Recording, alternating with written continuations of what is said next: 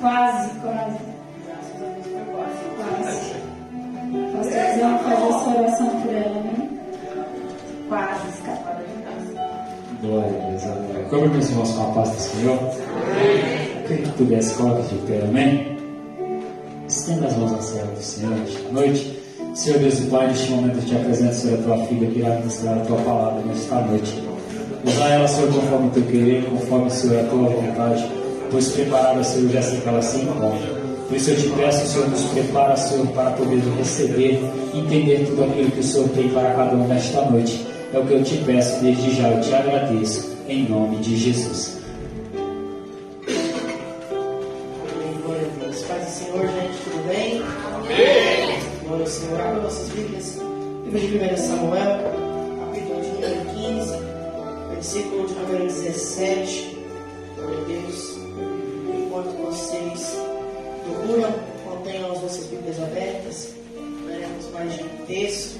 Vocês vigiem aí que esse negócio de pastora, pelo amor de Deus. Você é outro. Você é outro. Falar de pastor agora vai tomar castigo em cima. Vocês vão lutar, né? 1 Samuel 15, versículo de número 27. Glória! O texto, amém? Diz assim a palavra do Senhor: E quando Samuel se virou para ir embora, ele se agarrou à borda do seu manto, a qual se rasgou. E Samuel disse: Nesse dia rasgou de ti o reino de Israel, e deu ao vizinho teu, que é melhor que tu. Pode se assentar em nome de Jesus? Tem a sua Bíblia aberta? Não falaremos somente dessa história, mas usaremos alguns artefatos que se dão presentes nesse versículo. Todos conhecem a introdução da história de Saul, então não é algo que eu preciso enfatizar com tanta força, pois é uma história muito conhecida. Naquela época o povo não tinha rei, era Samuel que era juiz, que também era um sacerdote, e também tinha todas as suas funções de ser um profeta de Deus. Então todos os recados da parte de Deus para a vida do povo vinham através da boca de Samuel. Porventura o povo começa a olhar para as províncias vizinhas e ver que todos eles têm um rei e eles não têm. E eles começam a clamar a Samuel pedindo por um rei. E a palavra do Senhor fala que Samuel se entristece, pois ele se sente rejeitado. E o Senhor olha para ele e o conforta, dizendo: Samuel, o povo não está rejeitando você, o povo está rejeitando a mim.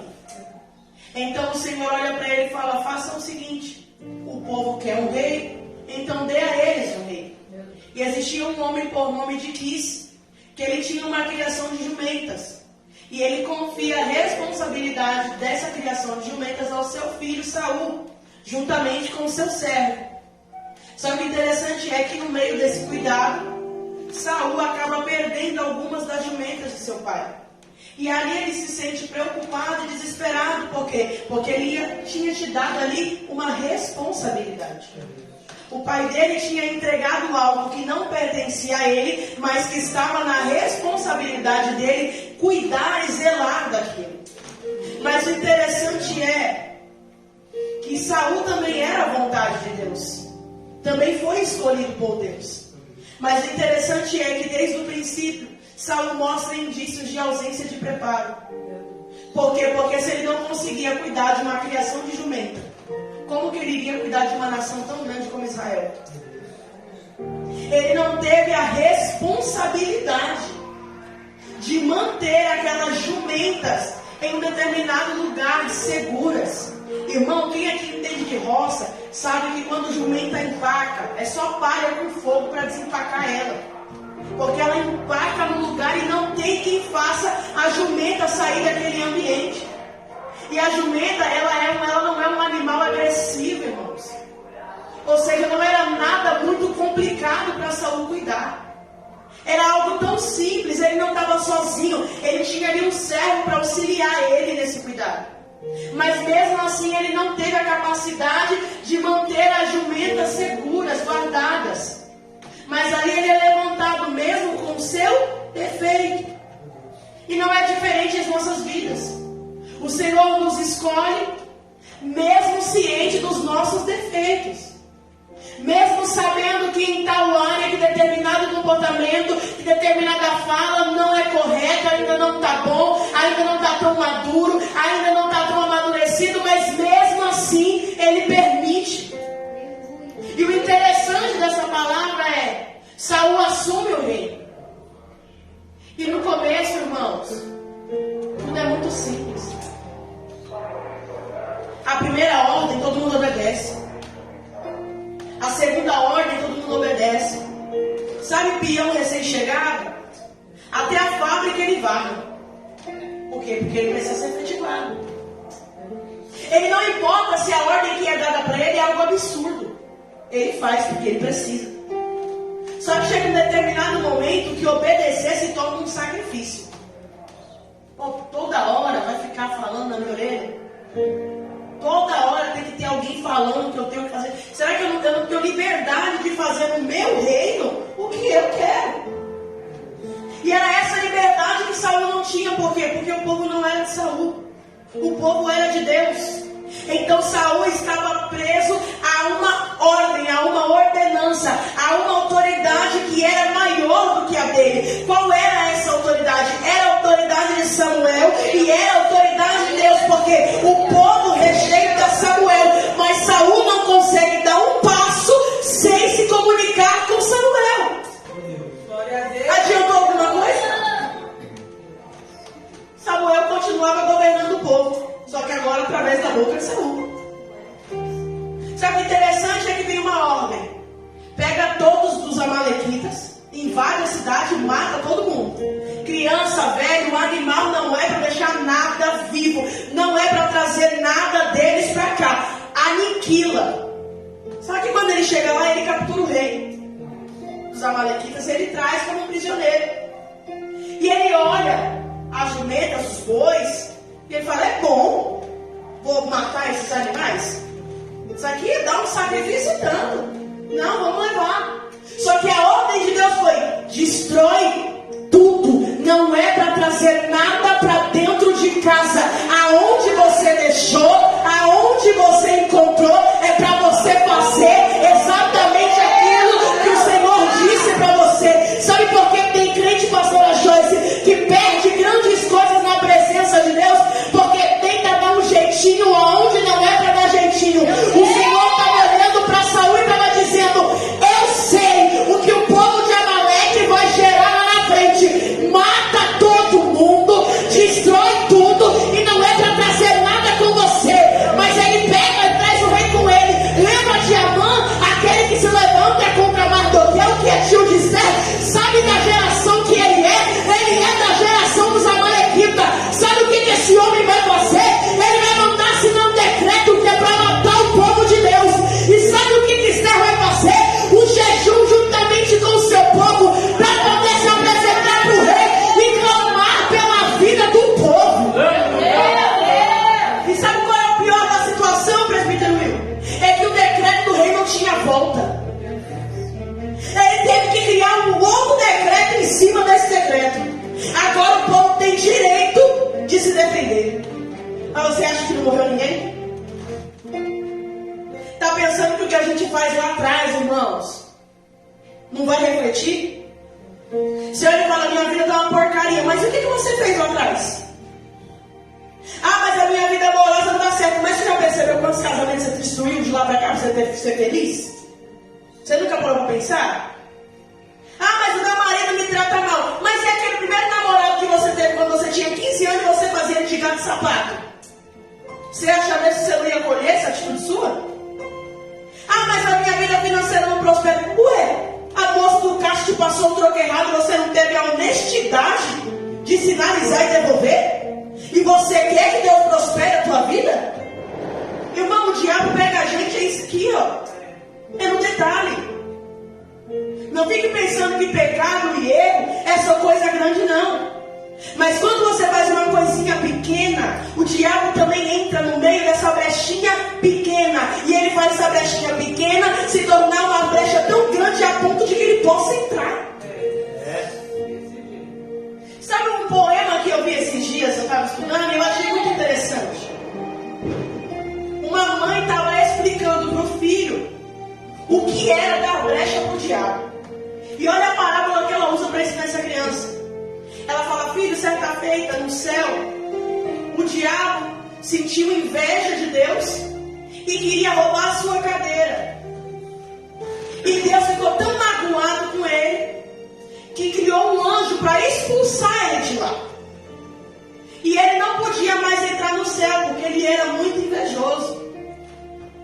Só que existia um anjo, filho, que ele era muito bondoso. E todos os dias o diabo batia na porta do céu e pedia para entrar. Só que quando era o anjo que expulsou ele não conseguia entrar porque não tinha brecha. Mas no dia que trocou o plantão e entrou o anjo bondoso, ele abriu uma brecha e falou: o que você quer? E o diabo foi e colocou um dedo para dentro. E ele olhou para o diabo e falou: por que você quer tanto entrar? E ele foi e colocou a mão para dentro. E ele olhou para o diabo e falou: mas por que você insiste tanto todos os dias? E o diabo colocou o braço para dentro. E ele continuou perguntando: mas por que você não vai para sua nova casa? E o diabo passou o corpo inteiro para dentro daquele lugar. E sabe o que a mãe ensinou para aquela criança? Meu filho, tem portas que a gente não pode abrir. Por mais que as pessoas batam, por mais que elas chorem, por mais que elas se vitimizem, tem gente, pastora Paula, que não dá para ter dó. Tem gente que não dá para você levar consigo. Sabe qual foi o erro de Saul? Ter dó e trazer com ele o que não era para trazer. E o erro dele trouxe morte para mais gente lá na frente. Meu Deus. Mas isso daqui foi só a introdução para a gente entrar na palavra. Glória a Deus. Vamos avançar para o versículo que a gente leu. Samuel chega na presença de Saul e o repreende. Saul fica tão irado, ele segura na capa de Samuel e ele rasga. E aqui a gente entra na mensagem. Todo rebelado não respeita a autoridade. Não pense você que porque alguém não respeita a sua autoridade, o problema é você. O problema é ele. Sabe por quê? Porque a autoridade ali ainda era Samuel. Mas Saul teve tanto ódio de ouvir que existia alguém mais apto que ele se vira contra Samuel. E sabe o que é interessante? Que a gente, nós, somos um bando de bobão. Por quê? Porque a pessoa se vira contra nós, porque nós estamos pregando a verdade, porque nós estamos falando aquilo que o Senhor mandou a gente falar. A pessoa vem, tem uma atitude agressiva, rasga a nossa capa e no final você ainda quer se sentir culpado. E no final você quer olhar para Deus e dizer: eu poderia ter falado com mais amor.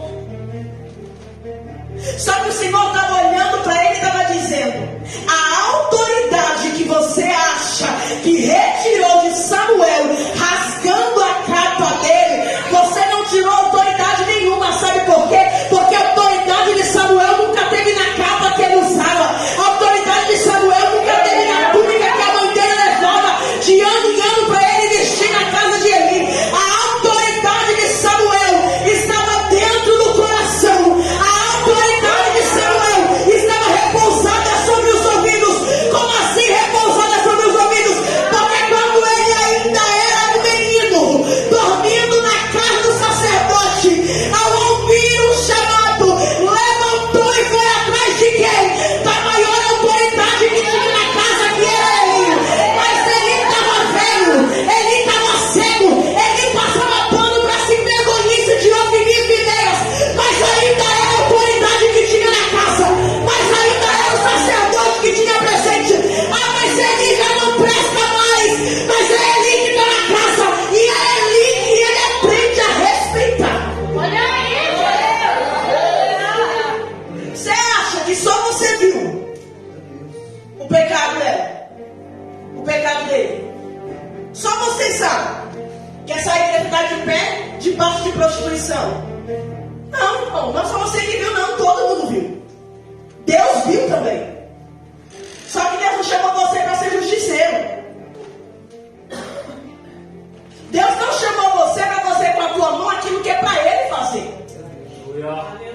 Mas o que isso tem a ver com o texto? Você rasgou minha capa? Você está ficando louco?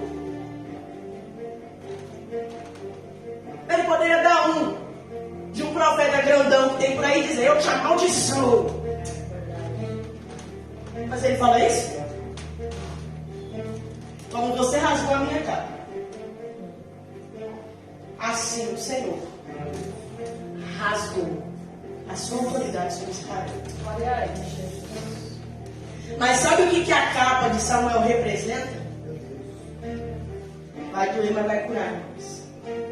A resiliência. Aleluia. Por quê? Ele foi rejeitado pelo povo. Ele foi rejeitado pelo próprio rei. E o interessante é que quando ele vai ungir Davi, ele tem que bolar um plano para não morrer. Mas Senhor, se eu for lá assim, Saul vai mandar me matar. Eu preciso de uma estratégia. O Senhor fala: pega um animal e vai sacrificar. E lá mesmo, no meio do sacrifício, você termina o que tiver de fazer e unge você. Olha a situação que Samuel estava vivendo. Debaixo de uma liderança doentia. Debaixo de uma autoridade que não curava, só matava. E quantos aqui chegaram no Paracletos refugiados de lideranças como Saul? Vindo de ambientes como o de Saul, aonde para fazer o que Deus mandava, você precisava de uma estratégia, em cima da estratégia, em cima da estratégia. Por quê? Porque se você fosse direto e fizesse aquilo que Deus mandou você fazer, na outra semana era capaz de você estar de banco. Era capaz de você ser desonerado no seu carro. Ou era capaz de haver uma reunião para matar a tua alma. Olha a resiliência de Samuel. Saul rasgou a capa dele. Ô irmão, naquela época tu tem noção de quanto que era uma capa? Tu tem noção do que representava uma capa naquela época? Não era só uma capa para combinar com a minha roupa e eu ficar bonitinho com cara de autoridade, não. Era a autoridade dele. E Saul olha para a autoridade dele e fala: não presta para nada. Aqui, Samuel, você e sua capa não valem nada. E quem nunca passou por isso? De corrigir alguém e a pessoa olhar e falar: aqui, a sua correção não vale nada. Aqui, a Bíblia que você prega não vale nada. Aqui, o Deus que você serve não tem efeito. E sabe o que vai mostrar para essa pessoa quem você é? O comportamento que você tiver mediante a essa situação. Porque se todas as vezes que alguém tocar no teu chamado você querer tirar satisfação, você nunca vai ter chamado. Olha aí.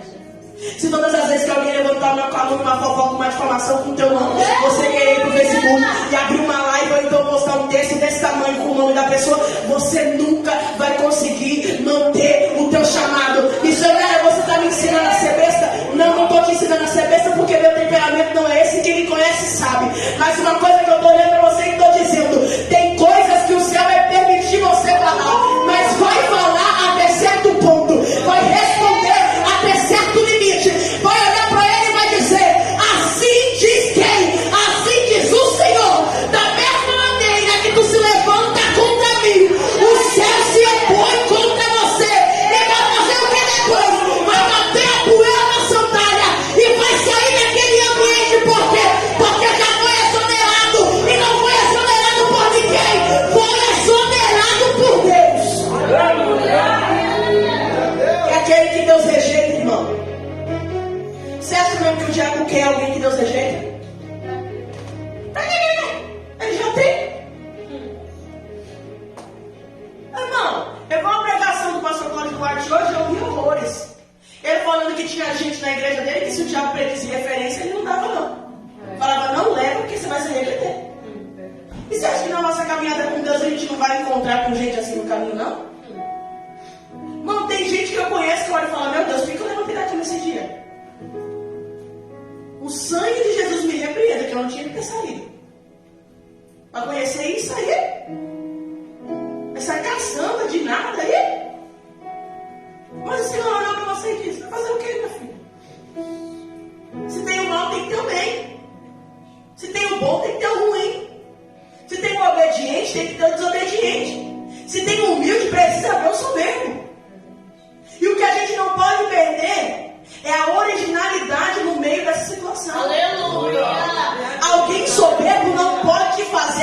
comportamento soberbo no momento de raiva.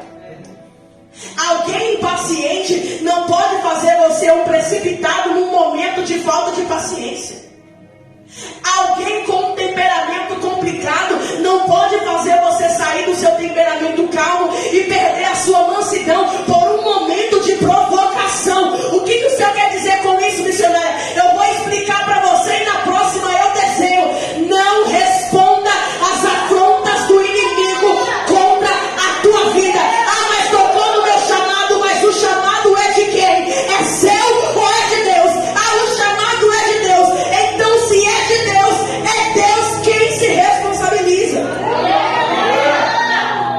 estava conversando com a pastora um pouco mais cedo e eu falei para ela: eu não quero que ninguém que fez o que fez venha pedir perdão para mim. Não quero. Peça perdão para Deus, porque tocou no meu chamado e o chamado não é meu. Acabou. Se pediu perdão para Deus, Deus te perdoou, meu amigo, você está livre. Marcha na boneca, eu espero te encontrar no céu. Porque não é meu. Ah, mas ela é uma missionariazinha. Mas a missionária não falou 5 dias. Você está preocupado com o quê, filho?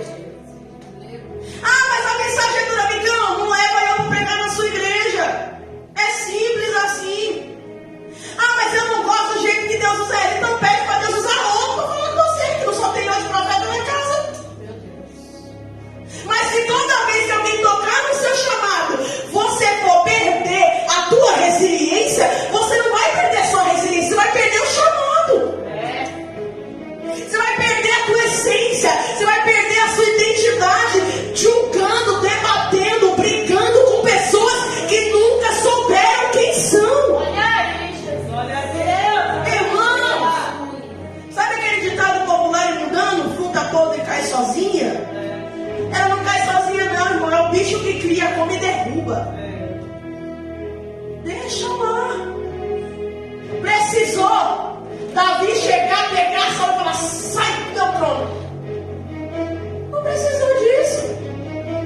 Não teve necessidade disso acontecer. Não tem necessidade de você expor um pecado que não é escondido.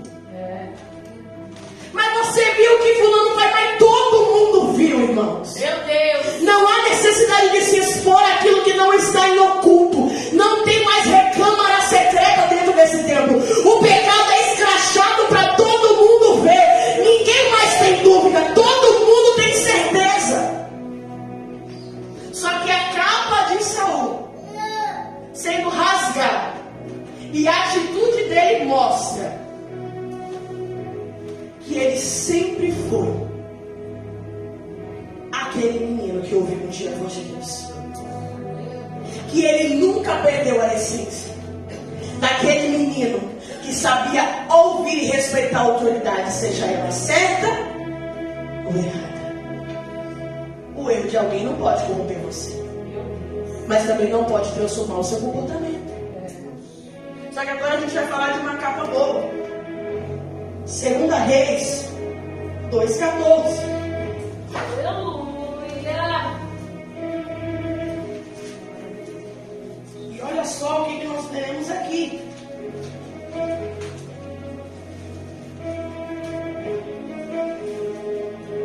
E ele tomou o manto de Elias, que dele caiu, e feriu as águas e disse: onde está o Senhor, o Deus de Elias?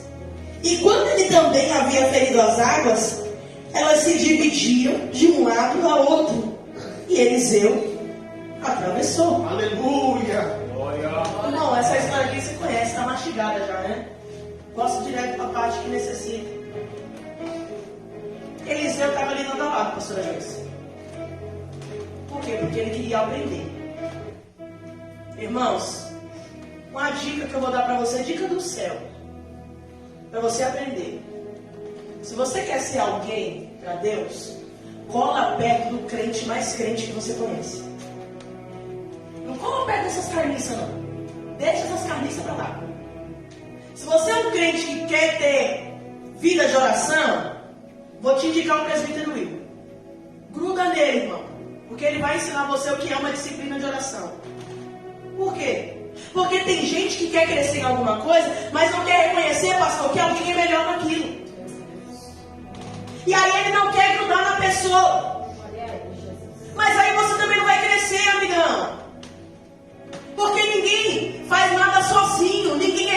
suficiente. Eu quero ser alguém dedicado no louvor. Gruda na diaconisa Letícia, por quê? Porque ela até estuda sobre isso. Gruda nela que ela vai dividir o conhecimento que ela tem com você. Irmão, entenda uma coisa. O profeta de Deus na casa, ele não é egoísta. Aqui ninguém tem dom para benefício próprio. A gente tem dom para transbordar na vida de quem precisa ser alcançado pelo dom. Se Deus me usa na revelação, não é para Ele me mostrar as coisas e eu ficar sabendo e guardar para mim, não. É para Ele me mostrar e eu ser boca de Deus para a tua vida.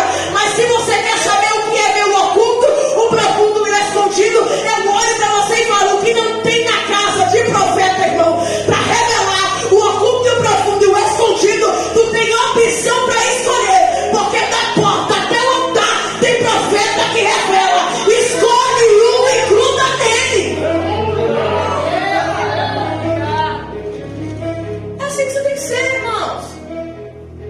Quando é engraçado que quando a gente começa a trabalhar e tem um cara que manja muito, a gente faz de tudo para se aproximar, para observar a eficiência que ele está fazendo aquele trabalho. Você fala: não, fulano trabalha direito, então eu sei que se eu chegar perto dele e eu estiver fazendo errado, ele vai olhar para mim e falar: não, é desse jeito aqui que eu faço, fica muito melhor. E é isso que a gente tem que ter dentro da casa de Deus. Gruda em quem tem de Deus. Quer ser crente, mas vive grudado com gente que tem vício, vai se tornar mais um viciado. Quer ter uma vida com Deus, mas só gruda em gente que todo final de semana está na balada bebendo, está na balada se prostituindo, está na balada se drogando. Missionária, você está falando mal de quem tem vício? Estou falando mal de quem tem vício, sim, porque vício não presta, vício não é bom, vício não acrescenta em nada, destrói família, destrói casamento, faz gente perder emprego, causa trauma nos filhos, sim, causa trauma na mãe, sim, faz família chorar. Desde quando o vício é bom, irmão? Glória a Deus. Aí você que é limpo e só anda com gente suja, cebada, imunda. Pelo amor de Deus. Você é casado e suas amigas não dão por que presta. Juntar todas não dá uma. É uns projetos de Raabe misturado com mulher samaritana, com traço de Jezabel. E você casado está fazendo o que andando com essas carniças? Vigia, gente. Pelo amor de Deus. Então crente só tem amizade com crente? Eu não sei vocês, mas eu só. É meu povo, minha linguagem. Como é que eu vou compartilhar uma revelação com uma pessoa que está todo final de semana tomando cerveja? E ele está falando: nossa, ontem no barzinho foi louco. E eu estou pedindo, você não sabe o que eu li no livro de Amós. Eu tinha que soltar essa, mas a igreja ama você. Irmão, o que é a piada de Amós? Só você me ensina, eu não vou falar não. Tá pensando o quê? Que vai pensar? Falta no ensino e quer saber da piada? Não vou contar também não. Tô rancorosa aqui.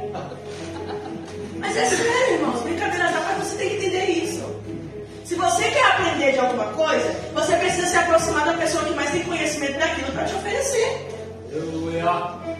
Tem muitas igrejas por aí aonde o povo é soberbo. Sabe aquele irmão? Eu sei de tudo. Aí o irmãozinho chega na maior humildade dele. Fala: irmão, esse texto aqui assim, eu fiquei com dúvida.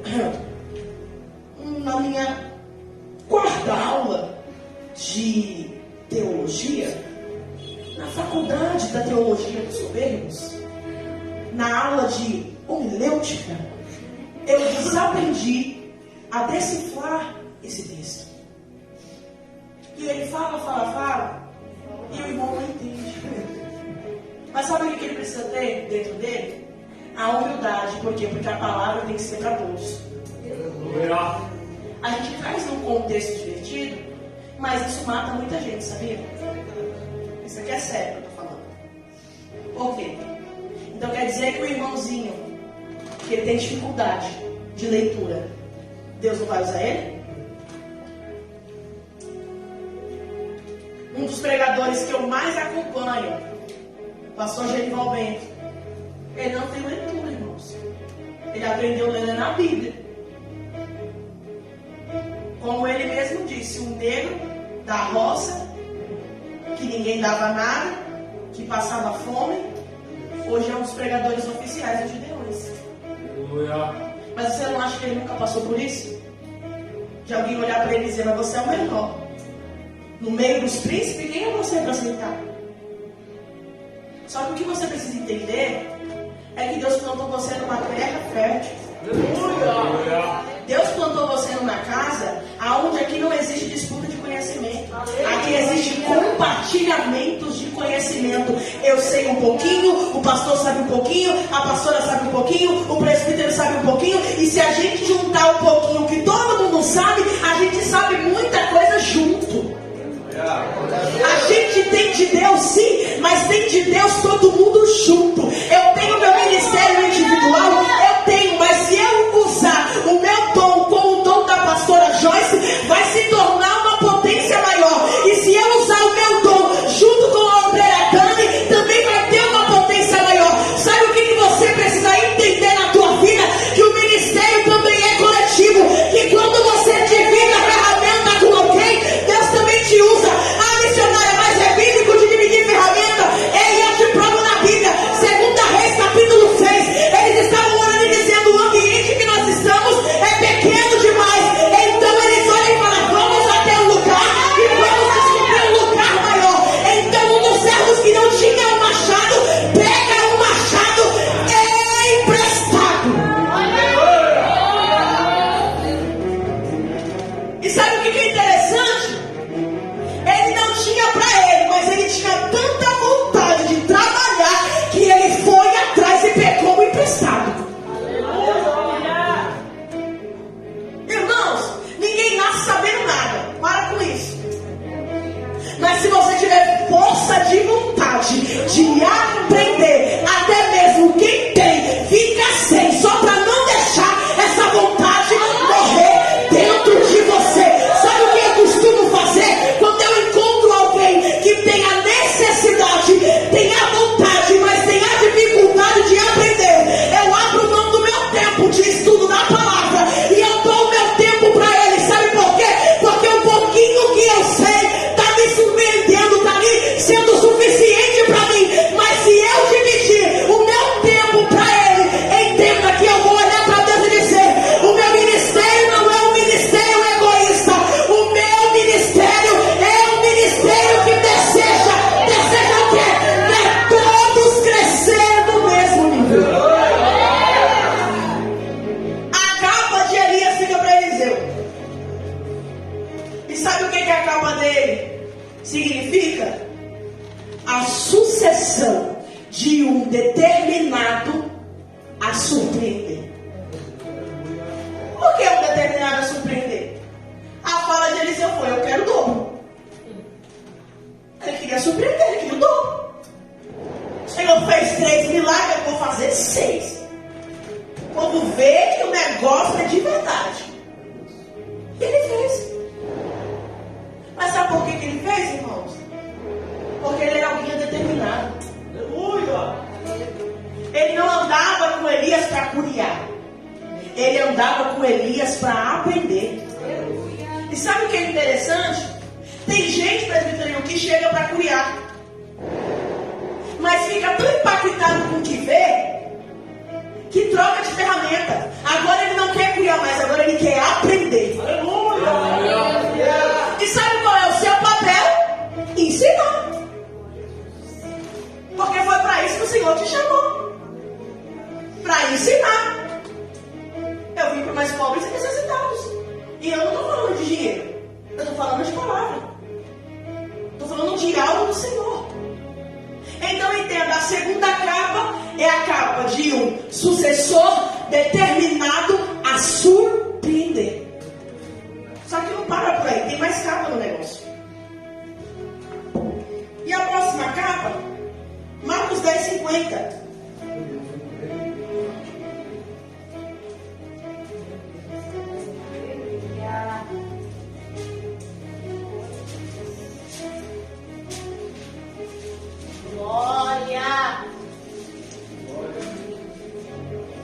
Olha só o que esse versículo vai dizer pra gente. E ele, lançando de si sua capa, levantou-se e foi até Jesus. Ele quem? O cego Bartimeu. Ele ficava ali, irmãos, na beira da cidade de Jericó, esmolando. Era o que restou para ele, esmolar. Mas não era correto. Ele tinha que ser sustentado por aqueles que tinham mais, de acordo com a lei que os fariseus diziam que viviam, a lei de Moisés. Mas a lei só se aplica do jeito que eu quero. E tem gente que é assim dentro da igreja. Tem gente que a lei de Deus só se aplica no versículo que ele quer. O versículo que ele quer, ele vive. O que ele não quer, ele entrega para Deus. Sabe o que é interessante de Bartimeu é?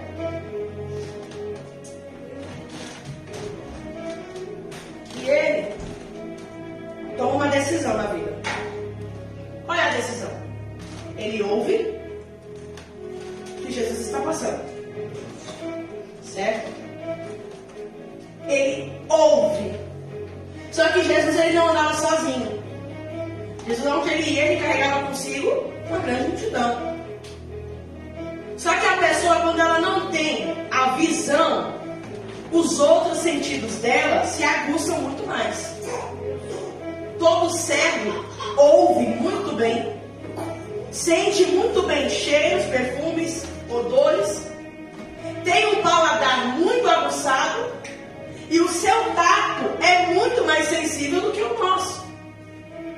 Então entenda que a audição daquele cego era diferente da audição dos outros que estavam acompanhando Jesus, que não possuíam essa deficiência. E creio eu, comigo não está no texto, isso é crença minha, que de tanto ter essa audição aguçada, em algum momento ele ouviu alguém dizer que ele era filho de Davi. E ele guardou essa palavra dentro dele. E qual é o clamor desse cego? Jesus, filho de Davi, tem misericórdia de mim. Mas ele não fala no tom que eu estou falando. Ele grita. Porque a urgência dele era muito grande. E tem gente que olha e fala, mas para que tudo isso, irmão? Cuida da sua vida. A minha urgência é a minha urgência. A sua urgência é a sua urgência. Se eu chego no hospital com o dedo cortado, eu não vou gritar. Mas se eu perdi o dedo, eu vou gritar. Você não sabe a dor da alma daquele cego. Ah, mas ele só era cego. Mas você tem noção do que era ser cego naquela época? Ele estava condenado a esmolar até o dia da morte. Olha a vida que esse homem tinha e olha a oportunidade que estava passando próximo dele. Alguém que já tinha curado outros cegos, alguém que já tinha levantado coxos, alguém que já tinha liberto pessoas possessas por demônios, estava passando por ele e ele só tinha uma chance para aproveitar. E o que ele fez? Ele gritou, ele fez barulho, porque era a única opção que ele tinha para fazer. E levantando-se, lançou de si a sua capa. A teologia vai dizer que na capa do cego tinha um escrito. Se a teologia não é a Bíblia, diz que estava escrito: este miserável é cego e está sujeito a esmolar para o resto da vida. Ô irmãos, já não bastava a humilhação de ser cego, você tem que carregar um letreiro nas suas costas dizendo que você é um miserável. Ô irmão, misericórdia. Um miserável. Tu tem noção do que é isso? Do peso dessa palavra? Alguém ser chamado de miserável? Não é uma coisa que você olhar e falar, fulano é meio rasteiro. Está olhando e está dizendo, você é um miserável por conta que você é cego. E o seu destino vai ser esmolar a vida inteira. Sabe o que era aquilo sobre Bartimeu? Um jugo. uma maldição, uma palavra de derrota, uma palavra de destruição. Só que o interessante disso é que antes mesmo dele ser curado, ele arranca de si a sua capa. Aleluia. Interessante é que a primeira capa foi rasgada no corpo. A segunda capa foi deixada de herança para alguém e ela foi usada para realizar um milagre. Só que essa capa agora está em Bartimeu. Está vestida nele. Faz parte da vida dele. Essa capa agora faz parte da composição da sua vestimenta. Ele não poderia andar sem essa capa. Aonde ele fosse, ele tinha que vestir essa capa. Vem aqui, Dani, me ajudar. Se coloca de pé. A capa era de quem? De Bartimeu. Você acha que a capa dele servia em outra pessoa? Vamos fazer um teste? Eu vou tirar a minha. Eu vou pôr na Dani.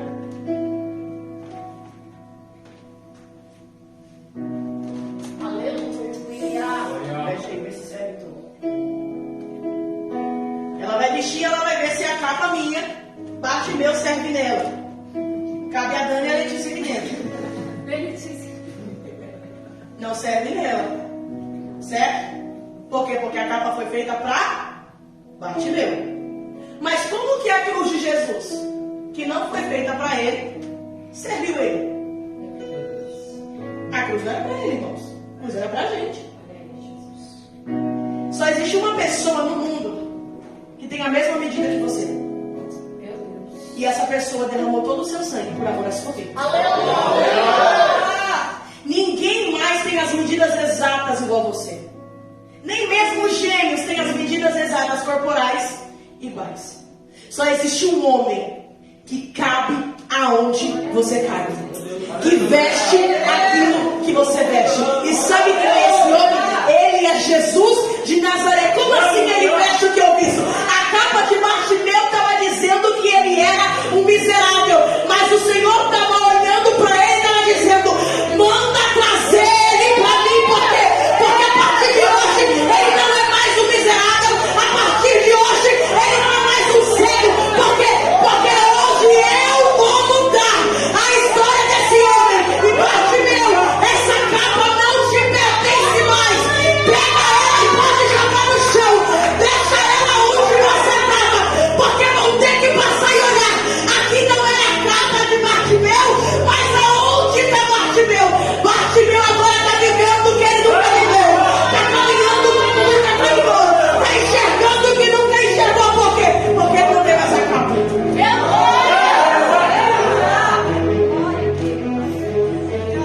Era para ele. Mas Jesus disse: já não te serve mais. Eram as suas antigas práticas. Mas quando você levantou a mão para Jesus e disse que a tua vida ia ser transformada, quando você aceitou passar pelo batismo das águas, o diabo está olhando e está dizendo: a capa é dele, tem o nome dele. E o Senhor está olhando e está dizendo: não pertence mais. Por quê? Porque esse dono da capa era o cego Bartimeu. Mas esse homem que está na minha frente nem é cego. Não é dele mais. Então a capa do Bartimeu é a capa da superação. Aleluia. O milagre que a fé realizou. Ele superou a humilhação. Ele superou o constrangimento. Porque enquanto ele gritava, como dizia: cala a boca, que ele não vai ouvir você. E ele superou o medo de ir até Jesus, não ser curado e ter perdido a capa. E como é que ele ia esmolar? Irmão, tinha que ter a capa para esmolar. Se não tivesse a capa, não pedia esmola. A capa era o ganha-pão de Bartimeu. Se ele não tivesse capa, irmão, ele não ia beber nem água, porque ninguém ia dar. Por quê? Porque o Império Romano disponibilizava isso daqui,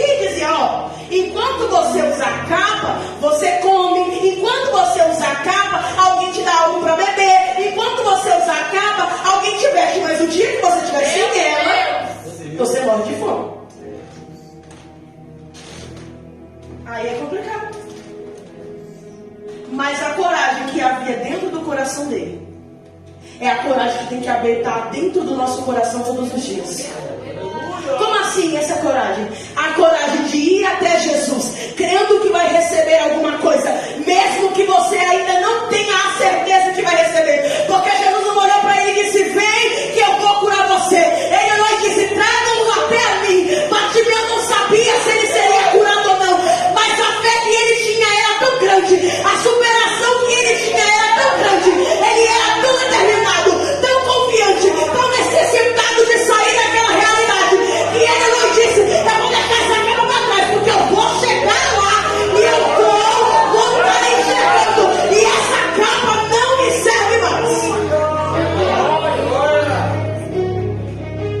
Entendeu?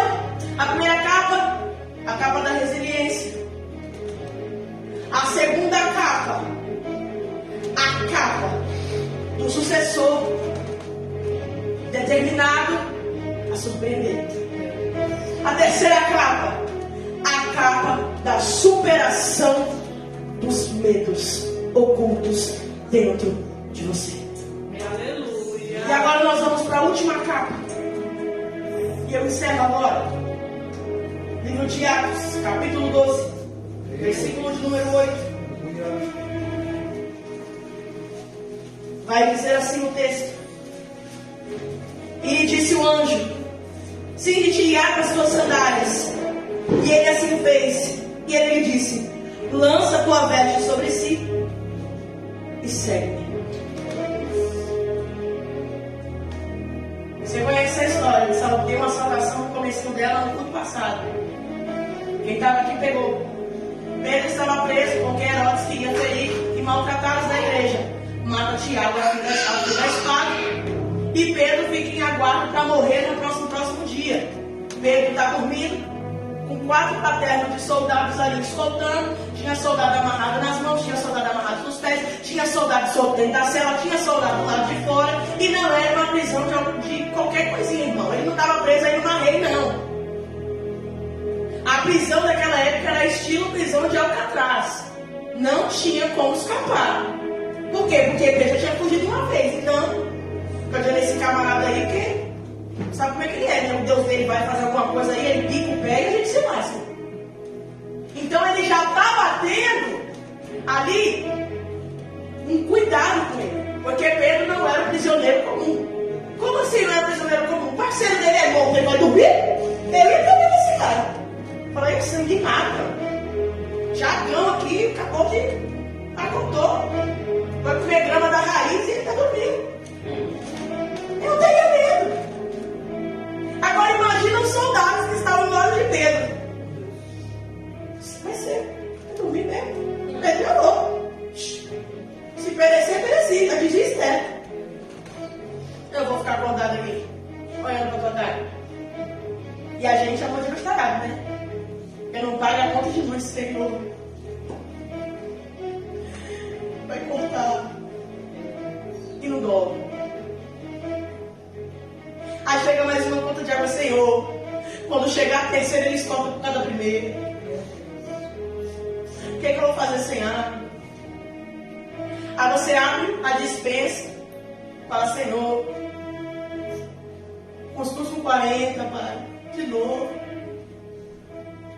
Aí você abre o guarda-roupa e fala, Senhor, quanto tempo faz que eu não compro uma camisa nova para ir para o culto? Aí você olha para o sapato e fala, Senhor, se esse aqui rasgar, eu vou descalço. Isso aqui é a realidade de crente, irmão.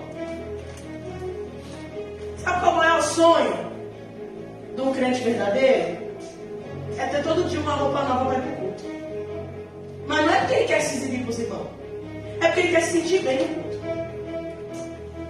Porque ele sabe que o culto é do pai dele.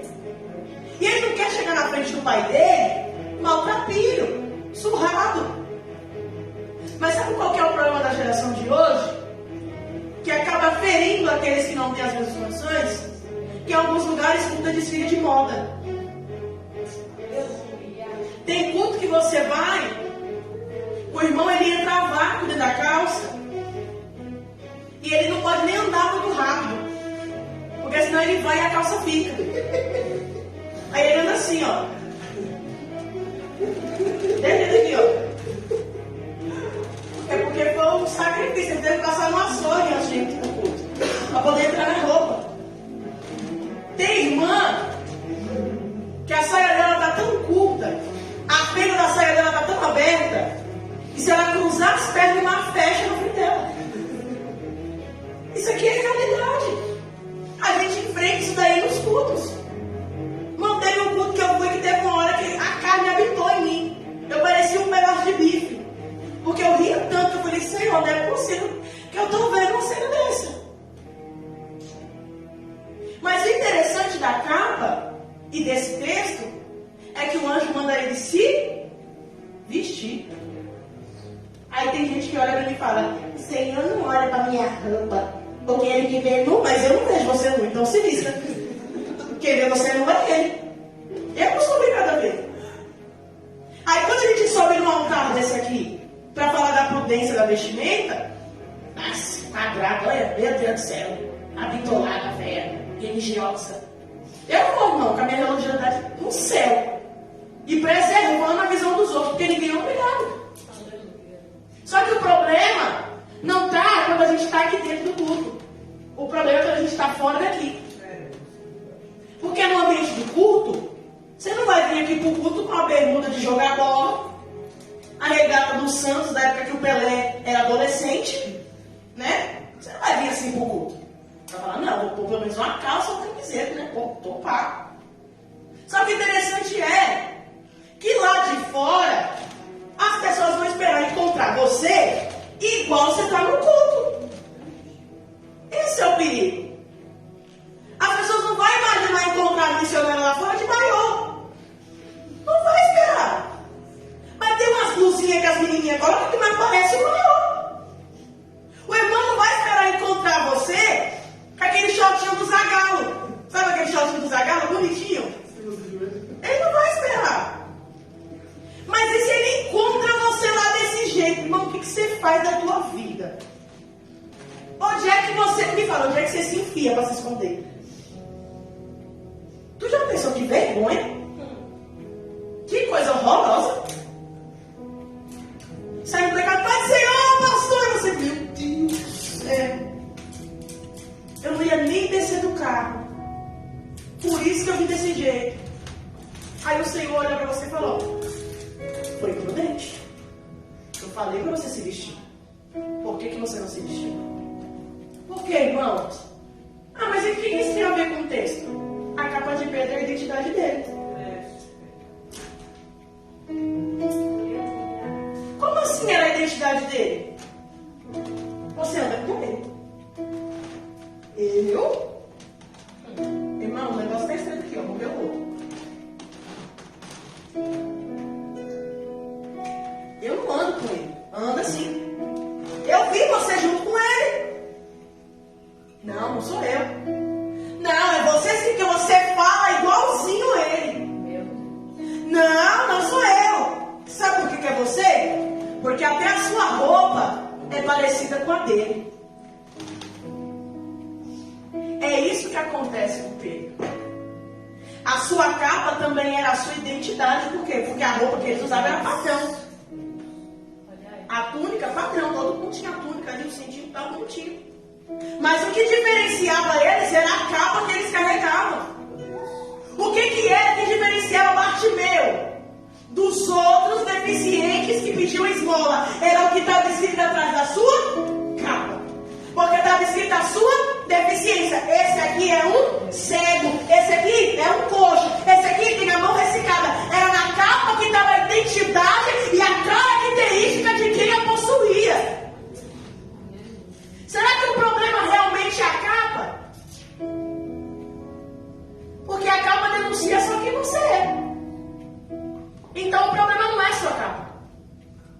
O problema é você que está dentro dela. Só que quando Pedro, ele dorme e ele é despertado pelo anjo, o anjo olha para ele e fala, levanta, calça a sua sandália e cinge os teus lombos com a tua tem que colocar a capa para sair de dentro da prisão. E o Senhor está olhando para você e está dizendo: como que você quer sair dessa situação se eu ainda não forjei a sua identidade? Enquanto você não tiver identidade, você vai ficar no mesmo lugar. Enquanto você não tiver identidade, você vai andar e não vai para lugar nenhum. Enquanto você não tiver identidade, você vai orar e não vai acontecer nada.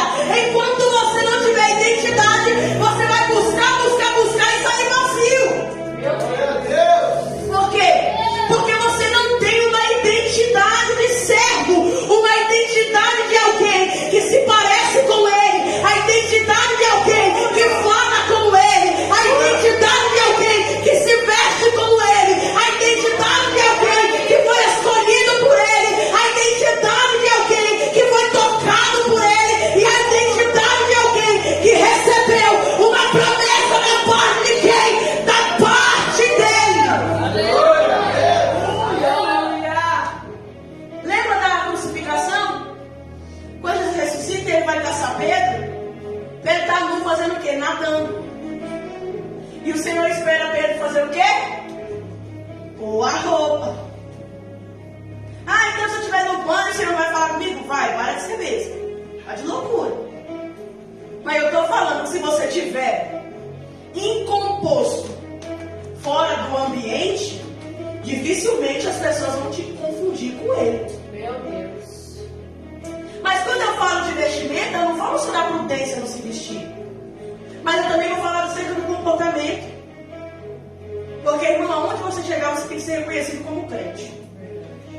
Se não gosta da palavra, nem precisa falar comigo, porque amizade eu já tenho. Ninguém morre só não, irmão. Meu cachorro só cabe eu. E você, que vai também. Mas isso daqui é sério.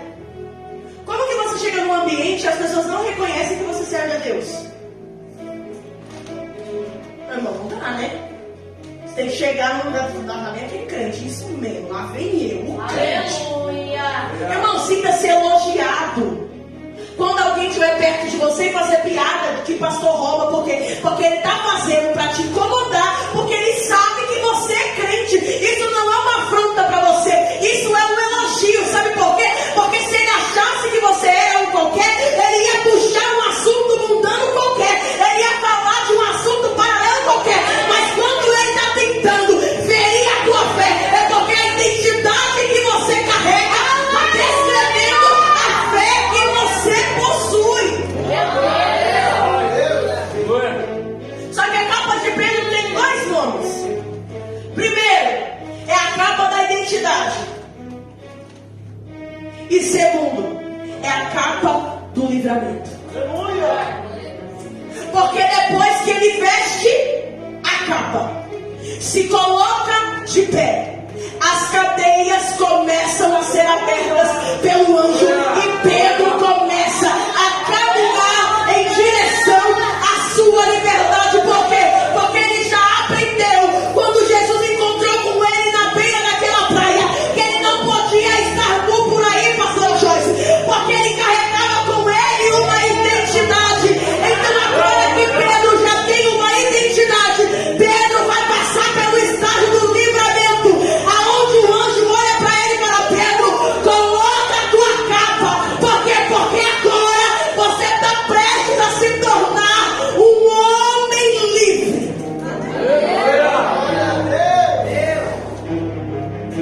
E a capa do livramento é o que vai compor o triunfo de Pedro. Porque quando ele sai, que ele volta a si, e ele percebe que nada daquilo foi uma visão. Mas o interessante é que se fosse uma visão, até mesmo nela, Pedro era obediente aos comandos do Senhor. E tem gente que quer ter visão e não obedece nem à realidade, vai ver muita coisa. Aí, fica tranquilo, você vai ver bastante coisa. Tem gente que não consegue ouvir uma palavra como essa e obedecer aquilo que o céu está ordenando. mas ele quer ter uma visão. E o Senhor está olhando para ele e está dizendo: a única visão que você vai ter vai ser da sua, de frente do espelho, para melhorar um pouquinho mais. Porque Pedro errou muito, irmão. Pedro vacilou bastante. Pedro era estourado, arrancava a orelha dos outros mesmo. Pedro discutia com o povo, não se dava muito bem com João, não gostava dele, não engolia ele. Reclamava que o sermão estava duro, que o povo estava indo embora. Era possesso de demônio. Depois era tomado pelo Espírito do Senhor. Aí fugia porque tinha medo. Aí queria se esconder também. Pedro tinha muitos pecados, irmão, ele tinha muitos erros. Mas no dia que Pedro tomou para si a identidade, ele não errou mais. Depois do dia que ele descobriu quem ele era, quem eu sou, Pedro, tu és pedra, e sobre ti edificarei a minha igreja. E Pedro está dizendo: mas o Senhor tem certeza disso mesmo? Porque tem muita gente melhor, tem muita gente mais capacitada, tem muita gente mais devagar, mais calma. Mas o Senhor está olhando para ele e está dizendo: Pedro, você me ama. Ele está dizendo: Senhor, eu te amo. E Pedro está olhando para o Senhor e está dizendo: mas será que eu amo mesmo?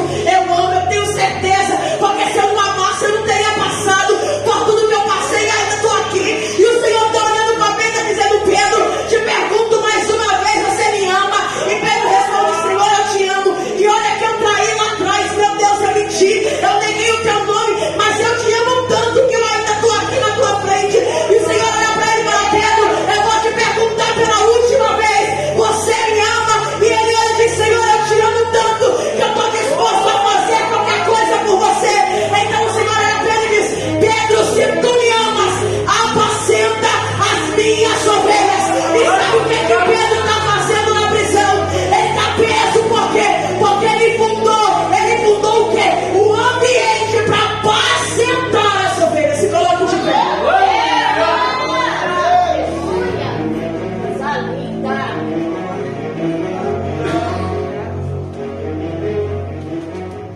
A primeira capa que nós falamos aqui foi da resiliência.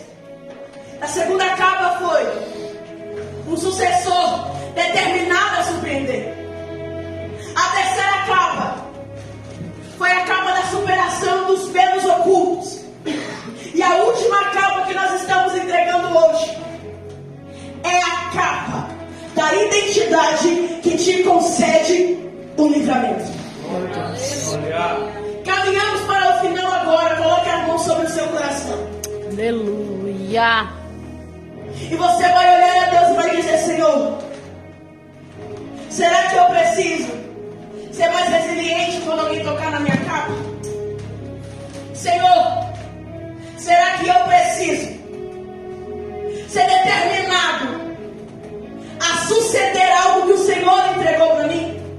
Porque a missão começou na cruz, mas ela não acabou na cruz. Aleluia. Está de pé.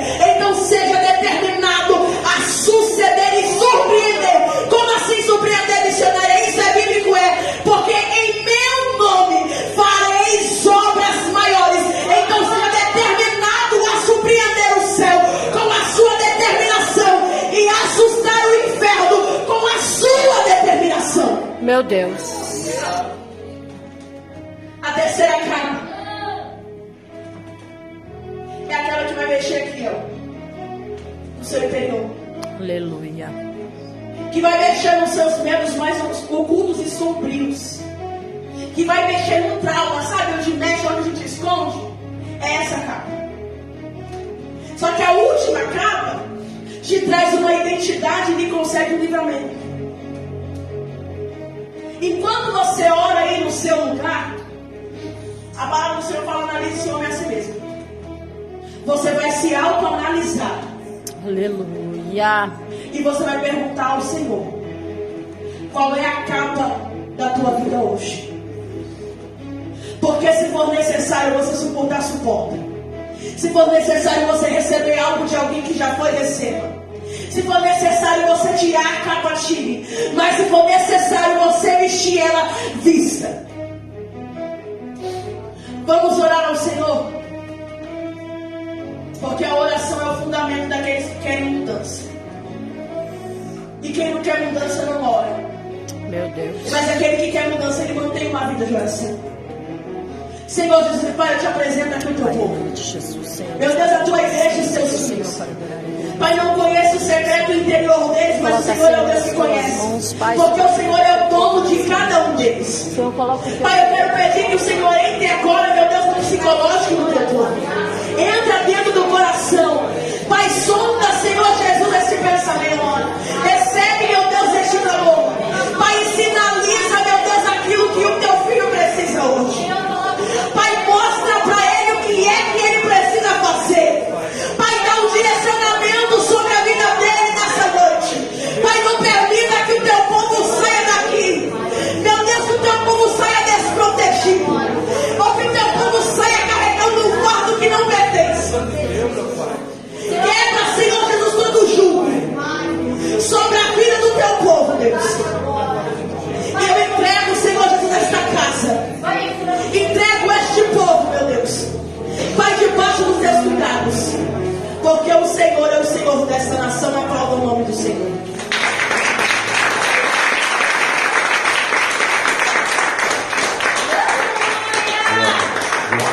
Amém? A gente fala desse momento. O amor de Deus Pai, a graça do Deus Filho e as doces consolações do Espírito Santo esteja com toda a igreja. Quem igrejeis? Amém.